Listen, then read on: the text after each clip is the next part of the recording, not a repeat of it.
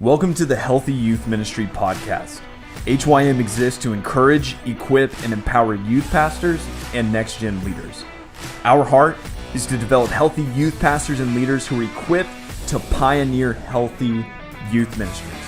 So to help our community continue to grow, it would mean the world to us if you shared this content with any youth pastors or leaders in your sphere of influence. And lastly, we would be honored to host you at any of our 2025 HYM One Days or the National Conference in October.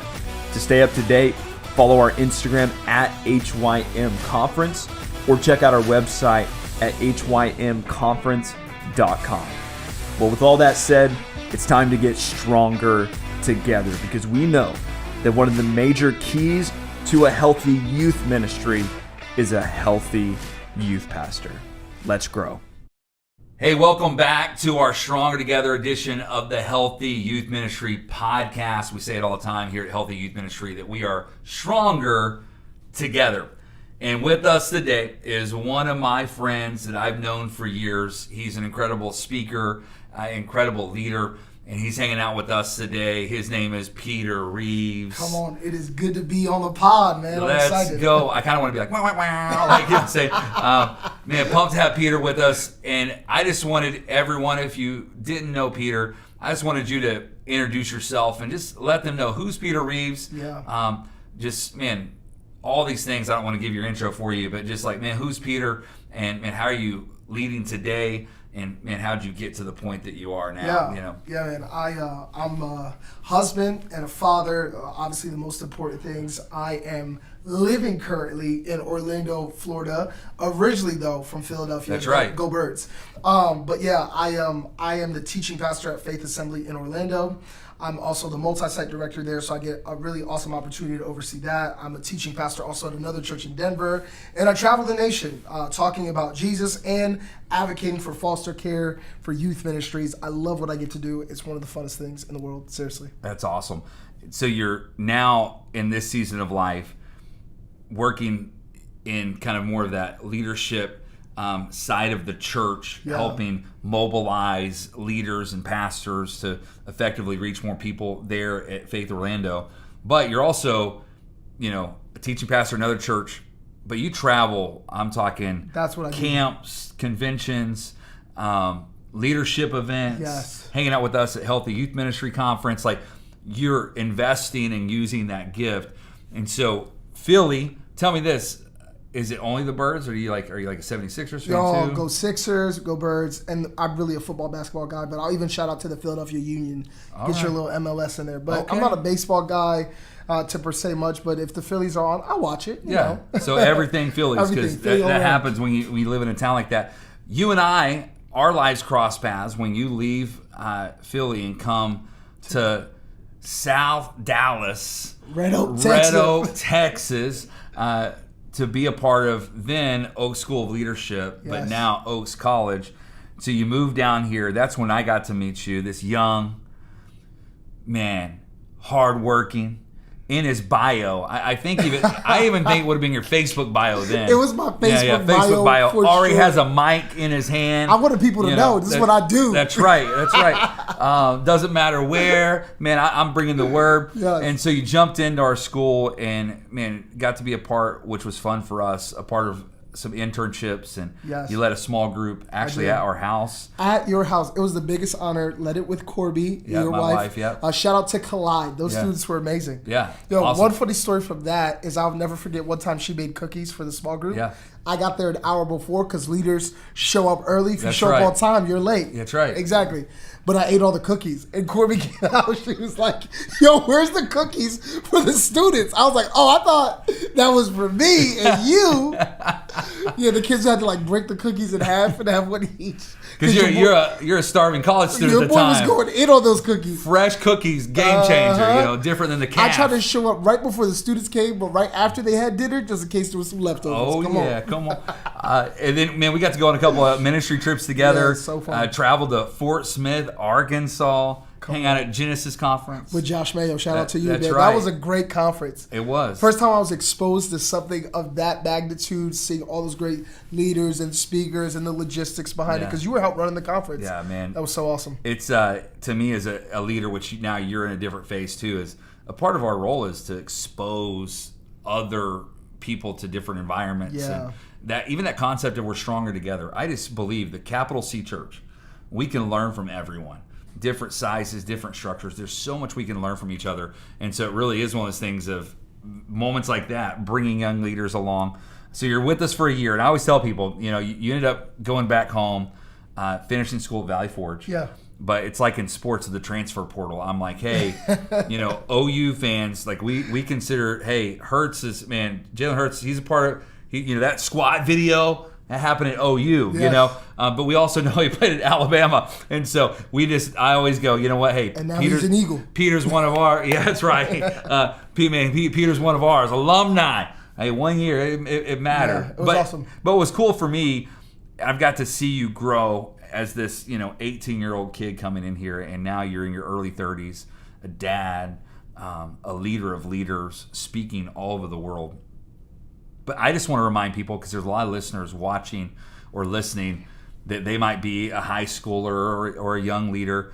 I got to see you, and I think that's why I'm the most proud of you, because a lot of times people will celebrate people's opportunities, but I really honor you for your obedience in the places that no one else saw. I got to be a part, and again, in my ministry life, that's my favorite thing about what I get to do. And I know you got to do as well as a youth pastor, but get to be a part of the genesis, the beginning story. When they do the doc series, I like to be a part of episode 1 or 2. Yeah, you're trying to get in there. Because that's a very formative time. Yeah. And for me, why I'm just proud of who you are is because I got to see the leader you were as a young man. And we're talking about today about leading yourself, self-leadership. Yeah. And I just think what's crazy, you've developed a resource that you developed now over the last year, but this was a resource that you were developing over time in yourself. And just to share with you, before we jump in, kind of double tap on this, just to share with you, Peter wanted to preach. Actually, one moment had an opportunity. You thought you were going to get to have a moment on stage in Oaks U, 7 at the time. Tell us about that moment, because it's always funny. It's so funny because I obviously, I want to say too, like when I first got here, I had never seen a ministry like that, like 7. I grew up in a good church, a good youth ministry. I would say 80 to 100 kids, which in the East Coast, I mean, even at that time, that was like a pretty big youth ministry. But then I come here to the Oaks Church, and I see a ministry of like 500, 600, 700 kids, and you're like, what is this? You know what I mean? And so I remember, obviously, just having the passion, the desire to preach. I think I talked to you about it. You're like, man, what do you want to do? And I'm like, I want to preach. And you're like, you got to learn how to serve, Pete. That's right. You got to learn how to lead. So I'm like, all right, cool. So one time somebody put me, another team member put me on the schedule to do announcements, right? So they're like, yo, you're going to do announcements. And you would have thought I just got asked to preach at the largest conference in America. It didn't even matter. I was like, okay, I think I skipped class. I'm honestly being serious. I skipped class, and I just worked on what I was going to say. Like, all right, guys, small groups night this Sunday. Like, make sure, we're going public in a couple weeks. Like, whatever, working on the announcements. And I remember I came to service at night, showed up early, whatever, to hang banners.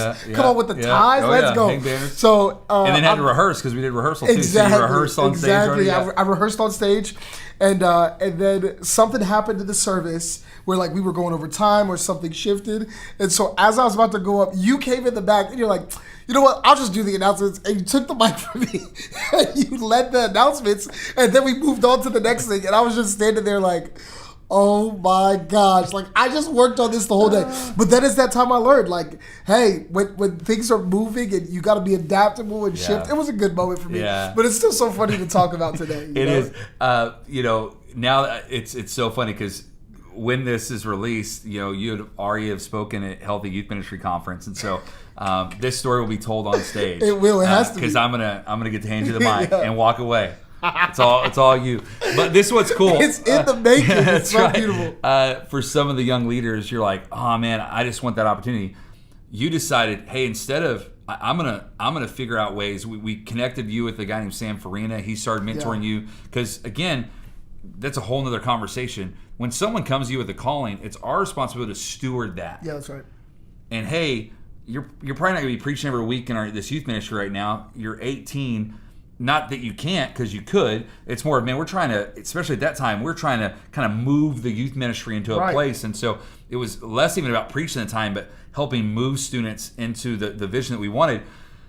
But you connect with Sam and you start traveling some with him. But then you decided, hey, I have an opportunity now to grow in these reps. And you started speaking in I mean, that time nursing was homes. so formative for me. Well, let me say this too. Back to the youth ministry, I think people just want to speak into things, but if you didn't build into it or sow into it, why would you get to speak to it? You know what I mean? It's like, that's the opportunity to unveil God's heart for the people, right? But if you didn't walk with anybody, I probably didn't even know 20 students' names at that point. I wasn't sure of the system or the structure of the youth ministry. I just knew I wanted to speak, but that is so far from what God's called us to do as pastors and as leaders. And the truth is the only reason I felt comfortable wanting to speak is because we had a rotation of so many good speakers. So that just speaks to your development and what was happening in the youth ministry at that time. By the way, I think people don't know this. Like, at that time, that youth ministry was unreal. I think I was like one of the either the first or second years of like the Oaks Best Dance Crew, Seventh Best Dance Crew. That time was so unbelievable. Friday Night Lights, do you remember that? There was just so much, and then so much growth in the church too. So it was like the youth ministry was absolutely busting at the seams, but then also the church was growing. It was just a really formative time for me. So because I was surrounded with so many great leaders, I was intimidated, if I'm being honest, but also at the same time, I was trying to figure out what my strengths are. The minute I recognized, okay, I feel called to preach, not just to be on stage, I really feel called to preach. I'm not getting the opportunity right now as a first year, right? That's very normal. So what am I going to do about it? Am I going to complain, or am I going to try to figure out how to steward and hone the gift that God gave me? Put that work in, So I'm like, okay, where can I get an opportunity? I start going around, and I'm looking, honestly, I think I even Googled it, like, how do I start preaching where? All these nursing homes came up. They had chapel every single day, right? They were inviting speakers to come in. I go, I visit, like, on site, tons of openings to speak. And I'm like, this is where God called me, right? So I was preaching almost every single day, like way more than your average youth pastor. I'm preaching, old people are falling asleep. I'm like, listen, like I preach them right into the throne room of grace. Old people, I'm preaching, so they're laughing, teeth falling out. I'm like, look, you know what I mean? Some of them really like in a deep sleep. I'm like, look, God will give you rest when I preach. You know, just like literally going after it. But I got all the reps, and my I learned how to flow. I learned how to listen to the Holy Spirit for someone else. Because at that point, it was just for me, you know? I learned how to lead people to Jesus. And one of the most formative things in my life is that I didn't preach to my peers or people younger than me. They were older than me, so I had to enhance my language. I mean, that was so formational for me. No, that's huge. And I want you to share that story because you don't get to share that story a lot. Never. Because it's kind of a part of your growing up season as a leader. But I think it's really important for all the leaders as you're watching, because sometimes you see someone where they are today and you're like, well, I want to do that. Well, I want those opportunities. And I see you put a couple of Instagram reels out of me preaching, you know, and that's going to really happen. And to me, nothing wrong with those things, but it really comes down to, hey, where can I preach? And if I'm called to this, God, I'm going to step into it, because like you said, I'm not called to a stage. We're not called to an opportunity. I'm called to walk in obedience in what God's called me to. 100%. So if you're a young leader, that could be some churches, a Sunday school class, it could be a small group. Anything you have to do to prepare to communicate. I just think it is a rep that you need. And I think true preachers always say are like those basketball players in junior high. You always had the shorts on under your jeans. Ready to go at any time. At any moment. We can hoop at any time. And I tell people that's I think for me, that's so funny. The opportunities, you know, sometimes you have to check and see your schedule and your family. But I'm making the decision, like, God called me to this. Dude, you tell me where to throw down and to bring God's word. And as Paul said, the sacred trust. And so if you're listening, you're a young leader, young communicator, just know that those reps and those muscles that you gain, just like in sports, it happens when no one else is watching. You weren't Instagram really and like, yo, what's up? Yeah, to the three old people in the room. Out here with my dude Eddie and Sam and actually, and Rhonda. This is Melton. This is Melvin. Yeah, that's right. Yo, man. This is Sanford. Wait, so your name is Sanford? Right, like. So as a young leader, you started again growing in this, and to me, some things are natural to others, but for most of us, they need to be nurtured. And you started as a young leader nurturing this idea of self-leadership. And you actually created a guide, yes, a self-leadership guide. So let's talk about that and what that looks like. Not just the resource, but man, how you get there to leading yourself, because that's what it comes down to. Because a lot of times you and I live in the space where we're stepping into churches, helping youth ministries and next-gen ministries and leaders. And a lot of times they'll start making excuses. Well, if my leader, or if I had this budget, man, and if they, comparing, and really it comes down like, well, what are you doing? Right, exactly. And so talk about that when it comes not just this resource, but how'd you get there? That conviction for you when it comes to this. Yeah, I was at a funeral one time and for a district official in the Michigan district, and I was listening to which a district is like a network of churches in that region. Yeah. So this guy's daughter got up on stage at her dad's funeral, and she started talking about her father and how great of a man he was. And nothing she talked about her dad was what he did publicly. I mean, she mentioned it, but everything was really privately. And she said this. She said, my dad was really good at leading himself. That's what made him be great at leading others. And so this guy, it kind of got on the inside of me like, man, I gotta be like him in some sense. I gotta learn how to lead myself well. And so I started going on that journey. I read a really great book one time where there was this coach. I'm a coach myself for leaders, but I listened to read this book, listened to this guy talk a little bit about the questions you should ask yourself, or I'm sorry, the questions you should ask others as you're coaching them. Yeah. So I said to myself, okay, great. My next step in my leadership journey to try to cultivate what I feel like God has put in me is I got to find someone who's going to ask me these questions. I need to find a coach that's going to help me ask, because this is what great coaches ask. Exactly. I need a great coach to ask me those questions. Exactly. And if someone asks me those questions, I can be thinking about them and I can grow.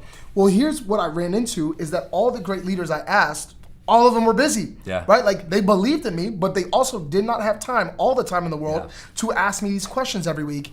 And so I just said, you know what? I'm going to start asking myself these questions. And that's really what kickstarted my self-leadership journey. The Leadership Guide is a series of questions that you ask yourself that help you have the conversation that's necessary to have. So you just said it. If you want to lead at another level, you might go, well, my leader, but it's like, no, what are you doing? Yeah. So I did this for myself for several years so that when I sat with my leader, I had content for the meeting. Yeah, I wasn't expecting them to ask me questions anymore. I was expecting them to comment and give me wisdom on what they thought about what I was doing. So I might say something like, one of the questions on the Self-Leadership Guide is, what books or podcasts am I listening to right now? So one of my favorite podcasts is like Fantasy Bros. It's like a sports podcast about fantasy football, which I'm a huge advocate of. And I might write that down, like, hey, this is what I've been listening to a lot. And then someone will ask me, like, well, why? What benefit are you getting from that? I'm like, well, it's more for entertainment.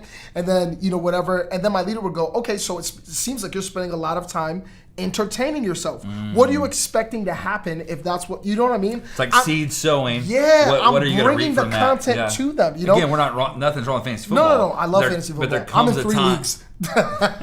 but there is a point in every leader's life. You have to take an audit of your time. Exactly. And that's what it was doing. Oh, I'm not producing some results. Oh, wait, I'm listening to this fantasy football podcast all the time. And another question on there is like, who do I need to have a tough conversation with, right? And it gives you like 3 or 4 options. The reason that was so pivotal to my formation is because I realized in my ministry and in my life, I could sneak around difficult situations, which as a leader, you just can't do. So when I would write it down and see, wow, I need to have a tough conversation with this leader that's on my team that is showing up a little bit late to service every week, that is spending more time with the other leaders than they are with their students, right? Happens at every church, That's posted crazy stuff on Instagram. I got to talk to them, but it's been 6 weeks and I haven't talked to them.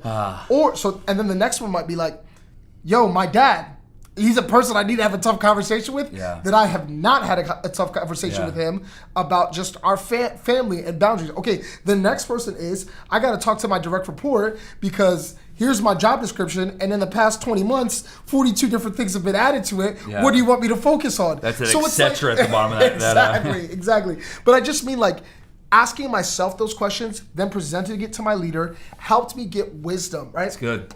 So I think it's in Proverbs, or it might be in Psalms. It says, oh no, it's in Proverbs. It says that a smart man knows how to draw wisdom out of someone, right? So that's what this helped me do. The self-leadership journey is about evaluating where I'm at and then inviting people into what you're doing. You know what I mean? And how you're leading yourself. So there's a bunch of really good questions there to ask yourself so that you can have conversations that move the ball forward. I love how you flipped it too, because I remember even talking to my counselor about how when it comes to accountability, we've worked with teenagers and leaders for so many years.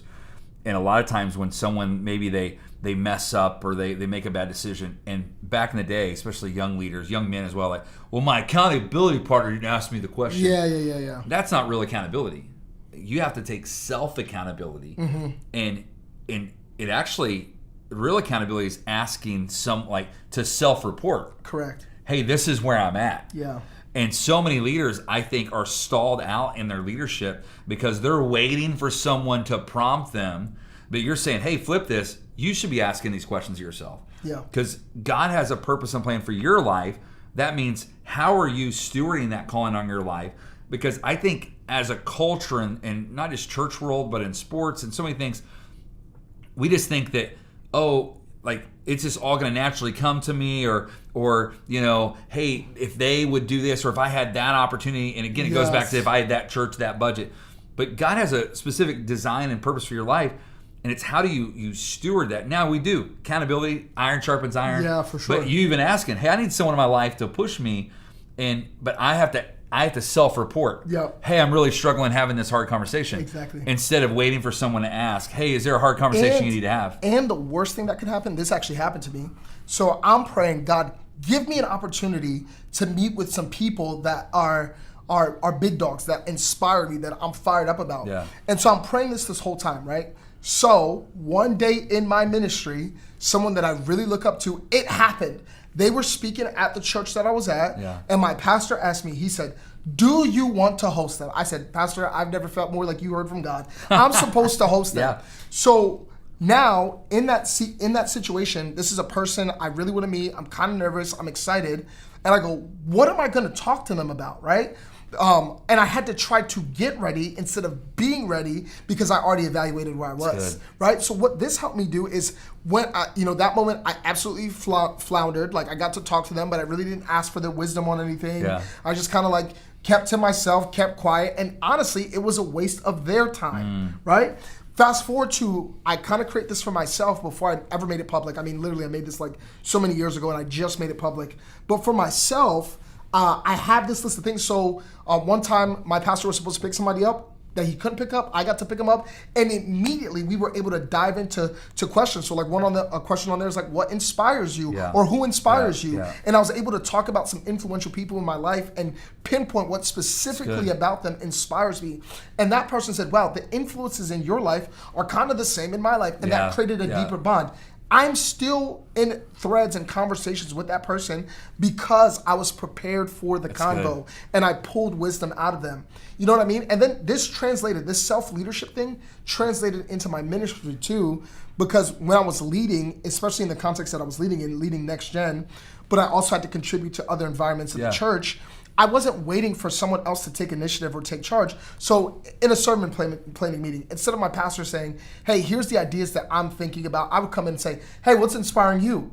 What are you thinking about? Here's what's inspiring me. Here's what I'm dreaming about. Hey, together, what do you want us to do? Yeah. And he might just give us a couple things and then I take initiative on it. The ability to just know where you're at, what's moving you, how your heart is being shaped and formed is so crucial to where God wants to take you. That's so good, Peter. I was going to say, I think too is a whole nother conversation for another day is, dude, just meeting readiness, walking into a meeting. Oh my gosh. Being prepared. And I told one of our leaders years ago, because he's like, I'm not that creative. And I said, I don't need you to be creative. I just need you to be resourceful. Yeah. So, hey, we're talking about this. We're talking about a big event. You don't have to be creative. Come in and be like, hey, I looked up all these inflatables, or I looked up all these, think through things. Yeah, but absolutely. It's more come in ready, But even you have those encounters. Some of those are planned, some of those are not. But how are you prepared to learn from those people? But I think I love what you're saying is if I've already asked these things about myself and I know the answer, because I think that is a great question to go, hey, who's inspiring you to talk to someone? Yeah. They're actually going to reveal, kind of show their cards, the leaders that have inspired Correct. them, and so that helps you lean in and ask more questions, but then also who inspires you. Yeah. And I think that tells a lot about us. I love one of the questions you have in there is where do I need to grow? Yeah, you have to figure this out for you, man. Let me say it like this. If you don't want to lead you, why would anybody else want to lead you? You know what I mean? Yeah. Like if you don't know where you need to grow and you're just hoping that someone casually from the side can come and see where you need to grow, like rarely has that conversation ever happened. Now, if you're around a leader like you will tell them where they need to grow, and that's a gift. But when I was younger and you would tell me where I need to grow, I couldn't appreciate it. Yeah. Because I wasn't asking that of myself. Scott Wilson calls it listen readiness. Some people aren't they're not ready to listen to that coaching. Yeah. But in a season where you're like, man, I know I need to grow in these areas, and you confirm it from me, then that's a door for a conversation that could take me to another level. Hey, I noticed that too about myself, so tell me, what do you think I should do? It's good. If you ask yourself the tough questions, even if you're not humble, it'll help you be humble. Yeah. Right? Because you've already talked to yourself about this thing, So I love the leaders, instead of, first off, knowing that I might ask you, hey man, say if you had an assignment, or let's talk speaking, because it's a gift of yours. But we're always trying to tweak and get better. I know a lot of the churches I've been a part of, the pastor like rehearses in front of people, and there's like feedback for them and things like that. So if I'm going to ask you the question, hey man, where do you need to grow? Dude, leaders that I lean into are leaders that before I even ask the question, they say, hey man, here's the 5 things I think I can do better in, I need to grow in. Is there anything else you see? And then I might go, dude, you self-identify. You're self-aware enough to know this because you're on a journey of leading yourself. I might be like, no, that's good, bro. Just right on. Yeah. Or be like, there might be one thing. But that level of leader, I want to be around a leader like that. Right. And that makes you trust them more, right? Oh. Because if they can take an honest evaluation of themselves, they're going to take an honest evaluation of everything else. It's something as simple as this. Again, we're talking to church leaders mostly in youth ministry, to think about something I've done for years is I would send a report on Wednesday night or even Thursday morning. Hey, pastor, this is what the night was. Here's the data. Here's some stories. And even letting him know, hey, here's something, but this is how we figured it out. Like letting him know that, man, we're fixing these things. You don't even have to ask about them because we're leading ourselves in that. Yeah. So I think it's huge. I'm going to ask you one question and we'll wrap up our time. Do you ever stop growing? Never. How could you?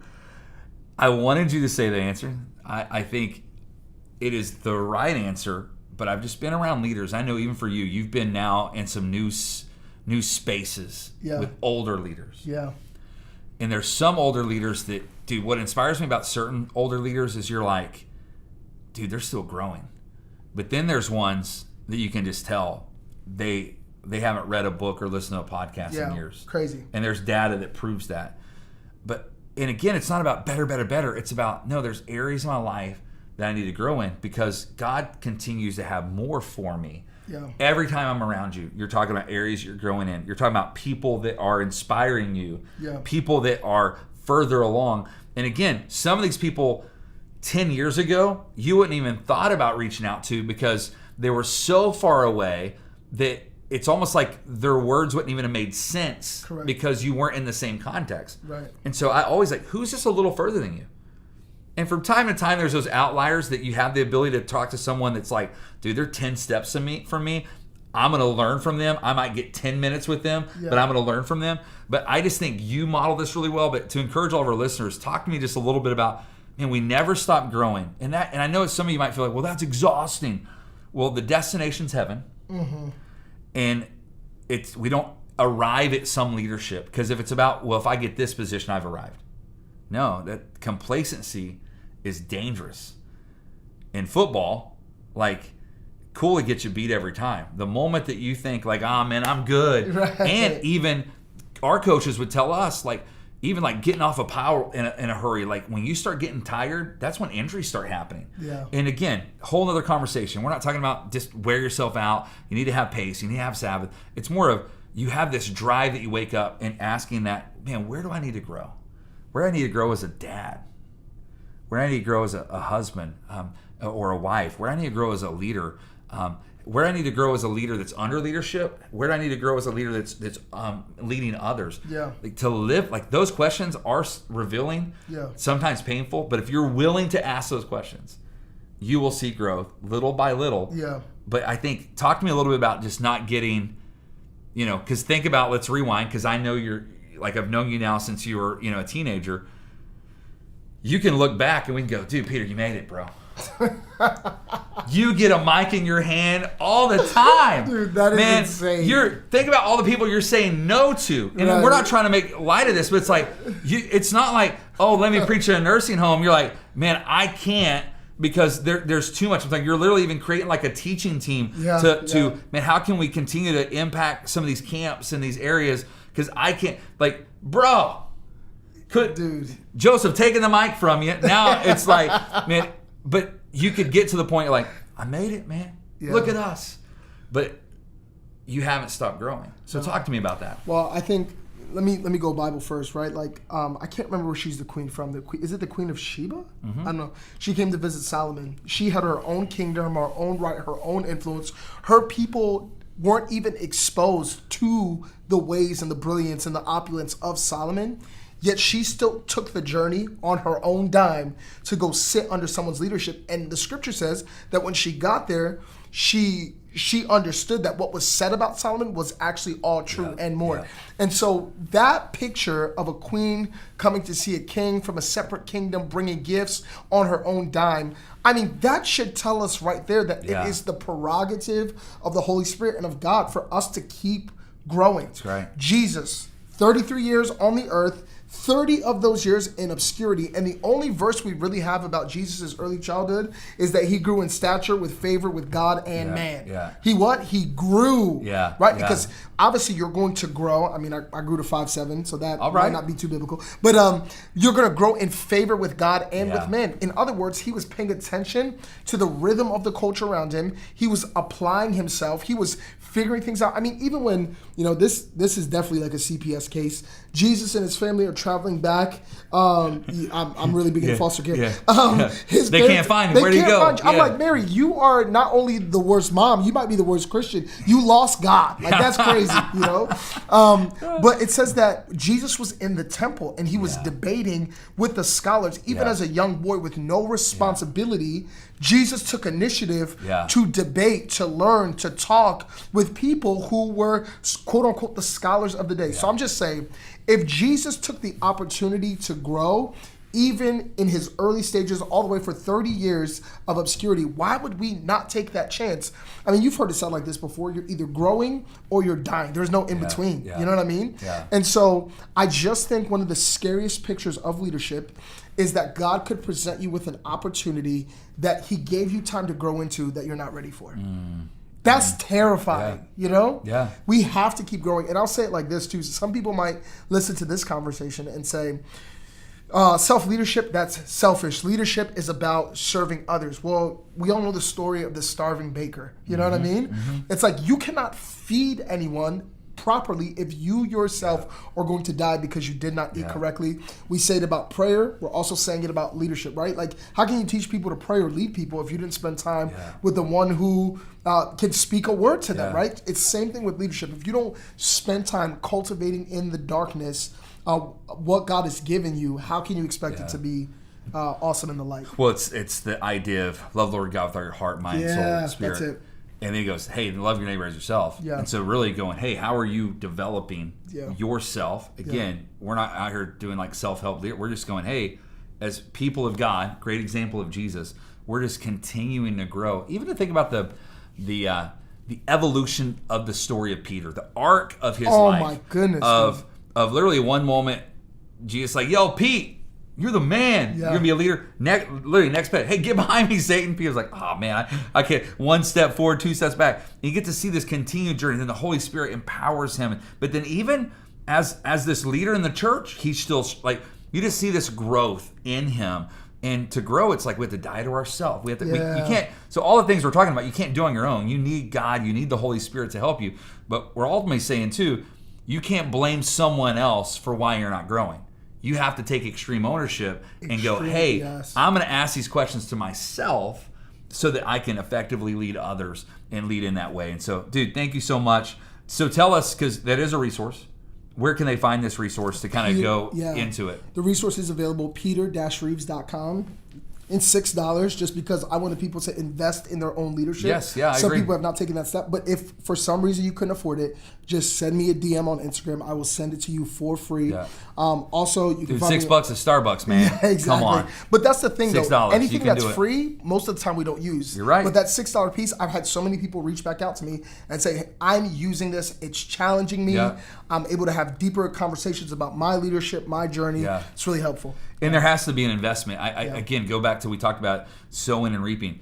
As a young leader, bro, you and I have talked about this, but as a young leader, I paid my own way to go to conferences. Yes. I invested in myself. I led in that way. And sometimes the church, we can kind of, well, am I going to get reimbursed? Or well, it's not in the church budget. And that's not in the business world. They're like, yo, no. I'm going to this if I want to get out. Yeah, you know, if I'm going to grow. And that's why a lot of those big corporations, Yeah. they're massive, because people, hey, I want to do more and achieve. And think about it, their achievement in the business world is mostly for earthly gain. Guys, this is kingdom work. Yeah. Why wouldn't we work on ourselves? So good, Peter. So Peter Reeves.com. There it Come is. on. And then follow him on social, Peter A. Reeves. Yes. What'd you say the A was? Amos. Yes, like famous Amos cookies. Come on. Hey, those cookies in my house. That's why right there, man. Hey, thank you guys for listening. Thank you for watching. We say it all the time, Galatians 6:9. Don't get tired in doing good. Even everything we talked about today. You're like, man, does it ever stop? Man, don't get tired of doing good. At the right time, Paul writes to the church of Galatia, the right time. We're not in charge of that. At the right time. I've got to see some right time moments with Peter. Just, hey, I'm going to keep being faithful. No one sees me, but I'm going to keep showing up to that student's game. I'm going to keep working hard in the Word. Man, I'm going to keep, at the right time, you'll reap a harvest. Guess what? If you don't give up. Yep. So, man, we believe it. We say it every single podcast episode, Galatians 6:9. Live that out. Remember, we're stronger together, so refuse to do life alone. Let's go. Thank you for listening to the Healthy Youth Ministry podcast. And thank you for investing in your leadership, because the next generation needs you.